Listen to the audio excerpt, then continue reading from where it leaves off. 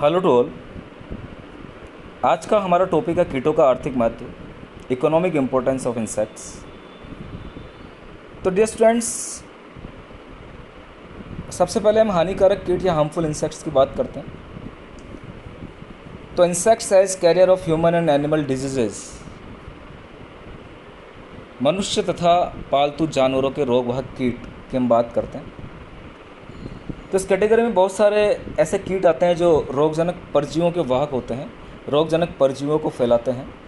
इसी क्रम में सबसे पहले हम एनोफ्लीज, फीमेल एनोफ्लीज मॉस्किटो की बात करते हैं, जो प्लाज्मोडियम का वाहक है और मलेरिया रोग फैलाता है।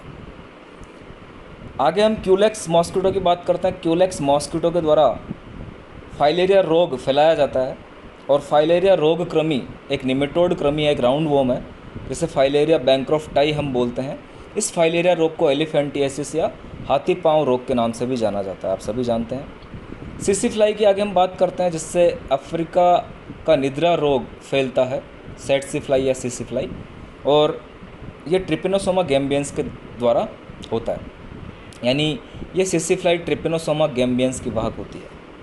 इसी तरह घरेलू मक्खी या मस्का डोमेस्टिका मोतीजरा या टाइफाइड फैलाती है, डायरिया फैलाती है, हैजा या कोलेरा रोग फैलाने का काम करेगी। पिस्सू या फ्लीज जो होते हैं वो ब्यूनिक प्लेग रोग के वाहक होते हैं। सैंड फ्लाई या रेत मक्खी काला आजार रोग फैलाती है, और काला आजार रोग लीशमान या डोनोवानी के द्वारा होता है। एक प्रोटोजोन परजीवी है लीशमान या डोनोवानी, उसके द्वारा आपका काला आजार रोग होगा। खटमल तथा जुएँ रिलैप्सिंग फीवर या प्रत्यावर्ती ज्वर उत्पन्न करती है, तो ये फैलाती है खटमल और जुएँ प्रत्यावर्ती ज्वर, तो ये आप याद रखेंगे, प्रत्यावर्ती ज्वर। स्टेगोमोइया मच्छर येलो फीवर फैलाने का काम करता है। यही नहीं, कई कीट मनुष्य द्वारा पालतू पशुओं में भी विभिन्न रोग उत्पन्न करते हैं, जैसे कि जो टेबेनस फ्लाई है पशुओं में सुर्रा रोग फैलाती है। सीसी फ्लाई या सेटसी फ्लाई पशुओं में नेगना रोग फैलाती है, इम्पोर्टेंट है। आगे हम घरेलू सामग्री के नाशक कीट या हाउस होल्ड पेस्ट की बात करते हैं।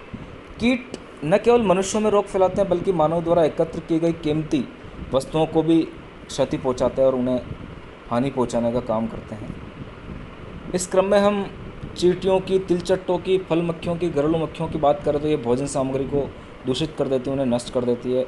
इसी तरह आगे हम सिल्वर फिश, वस्त्र शलभ, कालीन भृंग की बात करें तो ये ऊनी वस्त्रों को, कालीनों को, वस्त्रों को खा जाते हैं और उनमें छेद कर देते हैं। दीमक जो है वो कीमती फर्नीचर को नष्ट कर देते हैं, वह मनुष्य को हानि पहुंचाते हैं। मक्खियाँ, मच्छर, खटमल आदि घरों में प्रवेश करके मनुष्य को इतना परेशान कर देते हैं कि उनका सोना भी कठिन हो जाता है, दुष्कर हो जाता है। भंडारित अनाजों और फलों के नाशक कीटों की हम बात करते हैं। तो गोदामों में जो भंडारित अनाज है उनको भी बहुत सारे कीट नुकसान पहुंचाते हैं। भंडारित अनाजों के नाशक कीट मुख्य रूप से दो गणों से संबंध रखते हैं, कोलियोप्टेरा और लेपिडोप्टेरा, ये दोनों गण आप याद रखेंगे। गुन, ग्रैन बीटल, पी विविल, भारतीय मील शलभ, इंडियन मील मोथ, ये भंडारित अनाज को नुकसान पहुंचाने का काम करते हैं। कीट फसलों और फलों और सब्जियों को भी नुकसान पहुंचाते हैं। टिड्डियों के बारे में आप सभी जानते हैं, ये खेतों में उगी हुई फसलों को कई किलोमीटर तक चट कर जाती है, साफ़ कर जाती है। गोलर गुन या बाल वेल जो है कपास की फसल को तैयार होने से पहले उन्हें नष्ट कर देते हैं। वूली एप्पल एफिड की हम बात करें, जो सेब के पातों में बहुवर्षीय कैंकर रोग फैलाता है। कुछ एफिड जो है वो गन्ने में वायरस फैलाता है, और वायरस के द्वारा गन्ने में शुगर कैन मोज़ेक रोग होता है।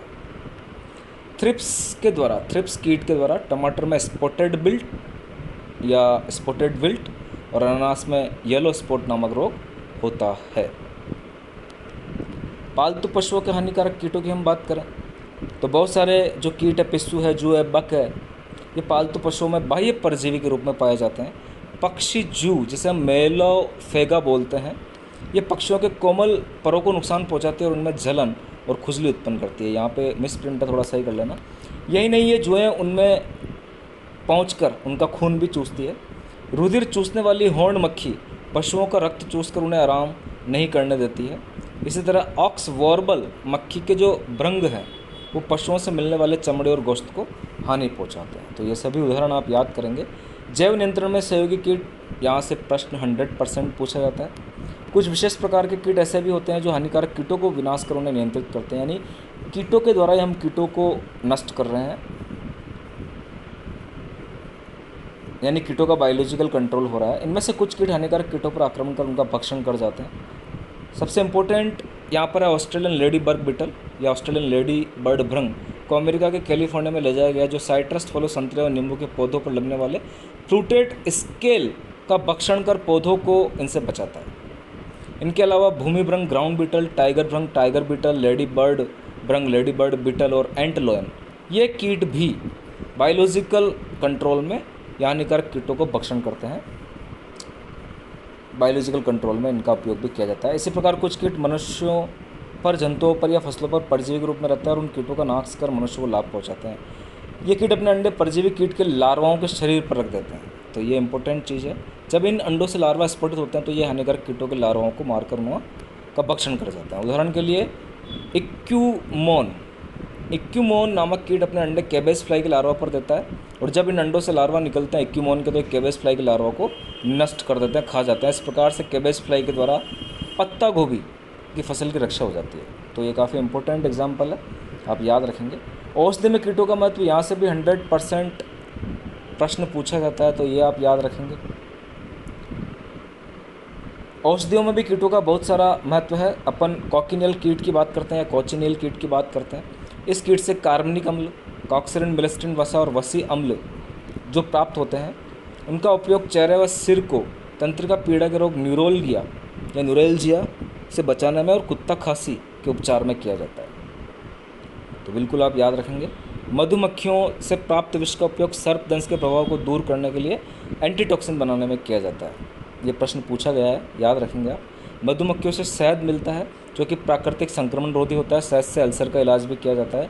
मधुमक्खियों से प्राप्त मोम से ऑइंटमेंट या मरहम बनाए जाते हैं। ब्लिस्टर भृंग से कैंथ्रिडिन नामक रसायन प्राप्त होता है जो बालों को झड़ने से रोकता है। ये प्रश्न भी पूछा गया है।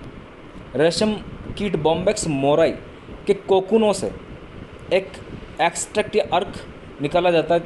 यह अर्क स्त्रियों के मासिक धर्म और ल्यूकोरिया, श्वेत पथर के उपचार में लाभप्रद होता है। तो याद रखेंगे। इसी तरह उत्को में सड़न होने पर ब्लो फ्लाई के लार्वा द्वारा उसे उपचारित किया जाता है। ब्लो फ्लाई का लार्वा उत्को को सड़ने से बचाता है। उपरोक्त वर्णन से स्पष्ट हो जाता है कि कीटों का मानव जीवन में बहुत अधिक महत्व है। जहाँ एक और कीट मानव को क्षति पहुँचाते हैं, वहीं दूसरे और मानव को लाभ भी पहुँचाने का काम करता है। तो डियर स्टूडेंट्स, इंपॉर्टेंट पॉइंट्स आप पेन कॉपी लेकर अपनी नोटबुक में उतार लीजिए। बहुत बहुत धन्यवाद।